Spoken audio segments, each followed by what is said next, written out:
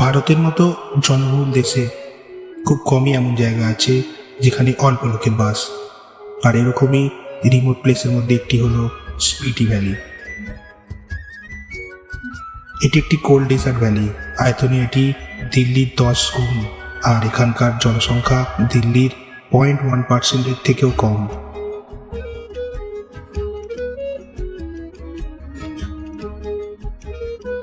স্পিটি তার remote location নিয়ে খুব ভালোই আছে। আমিও তাই ভাবলাম পুরো দলকে নিয়ে গিয়ে ভিড় বানিয়ে লাভ নেই, তাই একাই বেরিয়ে পড়লাম স্পিটির উদ্দেশ্যে।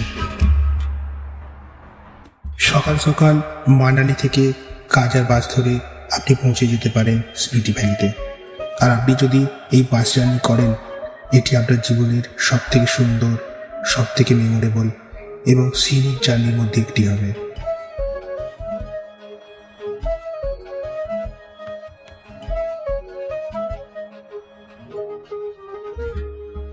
বাস আমাকে কাজায় নামিয়ে দিল। কাজা হলো স্পিটির হেডকোয়ার্টার এবং এখানকার সব থেকে বড় টাউন। স্পিটিতে লোকালি ভারতী ভাষা বলা হয়। এটি এক ধরনের তিব্বতী ভাষা। আর এখানে নমস্তে বা হ্যালো বলা হয় না, যেটা বলা হয় সেটা হলো আপনি বাচ্চাদের মুখ থেকে শুনে নিন।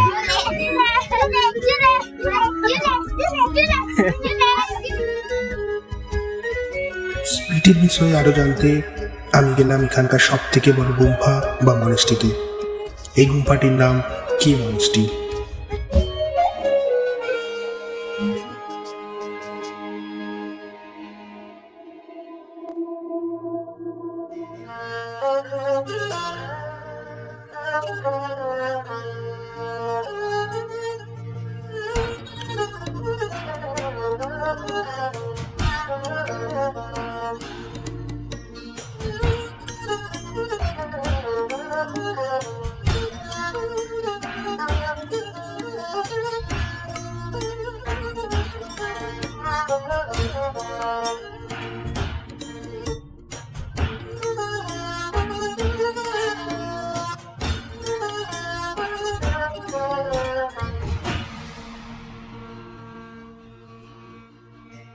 ज्यादातर जितने भी 90% मोनेस्ट्री ইনি आपको হলেন তেনজিং भीड़ भाड़ इलाके से दूर मिलेंगे, गांव ইনি से এখানকার লামা शहर से বা दूर। মঙ্ক। जो भी स्टडीज करते हैं मंक्स और जो भी प्रैक्टिस करते हैं उनको आइडिया होता है कि को कैसा एटमोसफियर चाहिए होता है, तो उसके अकॉर्डिंग वो इस तरह की जगह चुनते हैं जो भीड़ भाड़ के इलाके से दूर हो, जहाँ पर शोर शराबा ना हो, जहाँ पर ज्यादा डिस्टर्बेंस ना हो। वहां पर अगर आप प्रैक्टिस करेंगे तो फिर आप कामली अपना प्रैक्टिस करते हैं और आपको कोई डिस्टर्बेंस नहीं होता और उसका मेडिटेशन जो है वो सक्सेसफुल रहता है। এই মনেস্ট্রি প্রায় 10,000 ফুট উচ্চতায় অবস্থিত, আর এটি নিজেই একটি স্বয়ংসম্পূর্ণ শহর।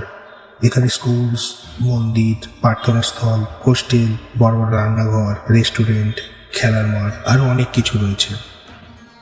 মনেস্ট্রিতে বাচ্চা থেকে বুড়ো সকল বয়সের মগ দেখতে পাবেন। আর এখানে দুপুরের খাবার প্রার্থনায় সামিল হয়ে আমি মনেস্ট্রির আরও কাছ থেকে এবং ভালোভাবে এক্সপিরিয়েন্স করেছি। রোজ দুপুর 12টার সময় সকল মঙ্করা পেয়ার হলে উপস্থিত হয়ে লাঞ্চ করে, আর আপনি যদি এখানে বসেন তাহলে আপনাকেও বাটার টি দেওয়া হবে। এটির স্বাদ সত্যি অসাধারণ। তবে লাঞ্চের আগে হয় প্রার্থনা ও মন্ত্র উচ্চারণ।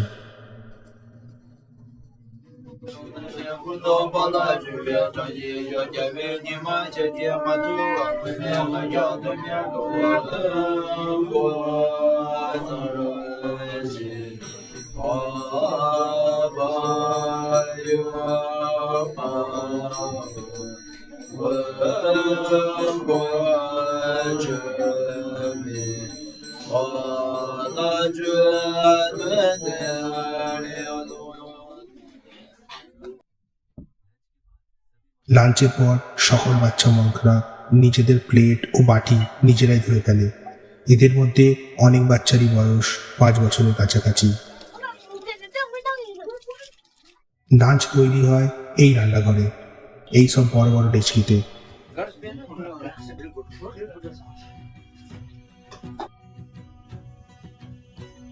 যেখানে কিলো কিলো ডাল ও চাল শুধুমাত্র একবারের খাবার বানানোর জন্য ব্যবহার করা হয়। এখানে ব্যবহৃত কুকারগুলি খুবই বড় আর ভারী। এগুলি তুলে নিয়ে যেতে একাধিক লোকের প্রয়োজন হয়।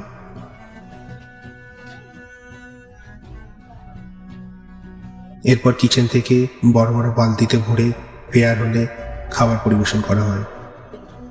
सत्तू यहाँ के जौ जौ बोलते हैं बार्ली, उसको रोस्ट करके फिर चक्की में पीस के बनता है। এই খাবারটিকে বলে সাত্তু। সাত্তু এখানকার সুপারফুড। এটা আপনি সব জায়গায় দেখতে পাবেন, প্রার্থনার জন্য তৈরি খাদ্যতে, প্রার্থনার জন্য বানানো পবিত্র স্ট্রাকচারে, মানে প্রায় সব জায়গায়। বিকালে সকল বাচ্চা মগরা খেলতে চলে যায়। এরা সকল খেলাই খেলে, ক্রিকেট, ফুটবল, লুকোচুরি, সবকিছু।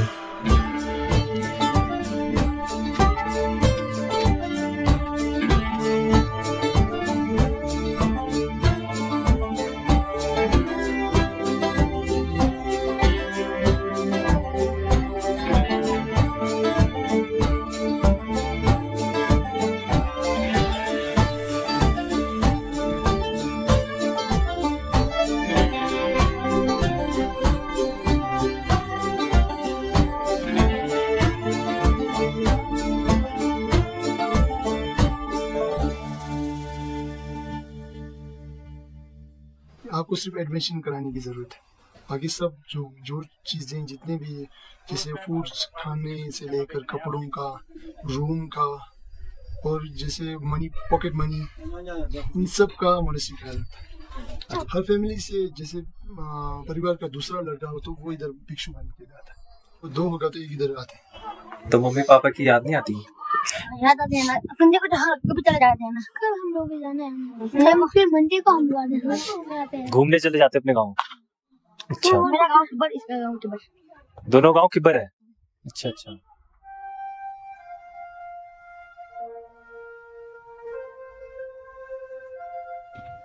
অন্যদিকে বড় বকরা মেডিটেশনের প্র্যাকটিস করে, তাও আবার বিশেষভাবে মেডিটেশনের জন্য বানানো গুহা বা কেভসগুলিতে।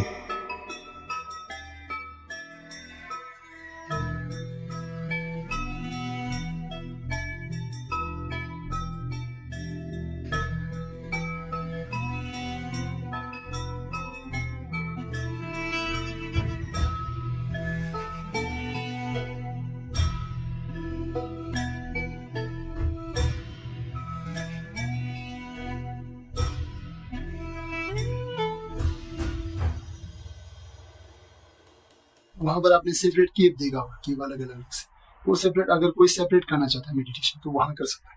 और वो स्पेशल जो विंडो है वो उसके अलावा पूरा डार्क है, तो आपको फोकस करने का एक चीज मिलता है, तो आप उस पर वेल फोकस रहते हैं, क्योंकि उसके अलावा आपको देखने को कुछ है नहीं। वो रोशनी आपको फुल फोकस्ड महसूस कराता है और आप पूरा वेल बैलेंस्ड होते हैं जब भी आप मेडिटेशन करते हैं। तो वो आपको एक स्टेबिलिटी देता है कि किस तरह से स्टेबल रहना है। आपने मेडिटेशन के बारे में सुना होगा, single pointed meditation, analytical meditation. तो main base single pointed meditation. Buddhism में ज्यादातर बुद्धा के स्टैचू पर फोकस करते हैं, स्टैचू पे एक चीज पर फोकस करना, सिंगल पॉइंटेड मेडिटेशन, एक चीज पर फोकस आपका रहे। মেডিটেশনের ব্যাপারে অনেক কিছু জানলাম, কিন্তু মনে প্রশ্ন জাগলো, মেডিটেশন বা ধ্যান এত জরুরি কেন? তার উত্তর দিল তেমনি। जो है हमारा फिजिकल का ही वो कर रहे हैं, टेक केयर कर रहे हैं। अब हर रोज अपने शरीर को खाना खिलाते हो, सुबह, दिन को, रात को, और कभी जैसे कॉफी, फिर ड्राई फ्रूट्स, ये सब खिलाते हैं। लास्ट टाइम कब आपने अपने दिन, जो माइंड है उसको खाना खिलाया? उसको कब कहा कि ये मत करो, ये मत करो, ये करना चाहिए? कब कहा? कभी कहते नहीं। जो आता है उसके पीछे भाग के चले, जो ये कराता है उसके पीछे भाग गए। तो हम इसके कंट्रोल में भी, तो हमें जो है इसको अपने कंट्रोल में करना, माइंड को अपने कंट्रोल में करना। जब ये कंट्रोल होगा तो पूरा फिजिकल आपके कंट्रोल में होगा, आपका माइंड भी आपके कंट्रोल में।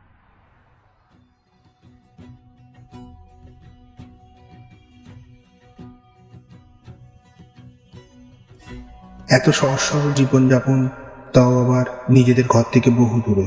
মঙ্কদের জন্য হয়তো খুবই মুশকিল হয়, কিন্তু তারা যখন ইচ্ছে তখন মনেস্ট্রি ছেড়ে চলে যেতে পারে।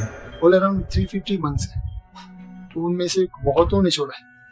अगर काउंट करें तो तकरीबन 70 या 80 मंक छोड़ चुके हैं और अभी हाल ही में 2-3 ने छोड़ा है। बचपन से इस मोनेस्ट्री में पले बड़े हैं। और यहाँ पर जो कुछ आपको बता रहा हूँ, जो कुछ जाना है, अभी जिस काबिल हूँ वो सब इस मोनेस्ट्री ने दिया है। और हमारे माँ बाप ने हमें 6, 7 या 8 साल संभाले, उसके बाद अभी जिंदगी का पूरा 17 साल अभी तक का, और शायद यहाँ से आगे पूरा जिंदगी भर ये मोनेस्ट्री हमें साथ देने वाली है। और ये हमें कभी भी किसी वक्त नहीं नकारेंगे। अगर हम मांग लेते हैं तो शरीर तो बढ़ सकता है, लेकिन वो ज्ञान जो यहाँ से मिला है वो तो इसका बहुत ज़्यादा हम पे कर्ज है। तो एज ए मंक अगर आप यहाँ पर जिंदगी स्पेंड करते हैं तो कभी ना कभी किसी हालात में आप मोनेस्ट्री का कर्ज चुका के जाएंगे। आपको मोनेस्ट्री का कर्ज है, इस वजह से कोई आपको नहीं रोक सकता। ये आपको समझना है। अगर वो समझ नहीं होगा तो फिर मोनेस्ट्री को छोड़ के फिर बाद में रिग्रेट करने का ये सब नहीं रहता है। तो अभी जो कुछ भी दिया है मोनेस्ट्री ने दिया, तो कुछ यहाँ से कुछ करके जाएंगे इसके लिए। इस तरह का हमारा एटीट्यूड इस तरह से रहता है।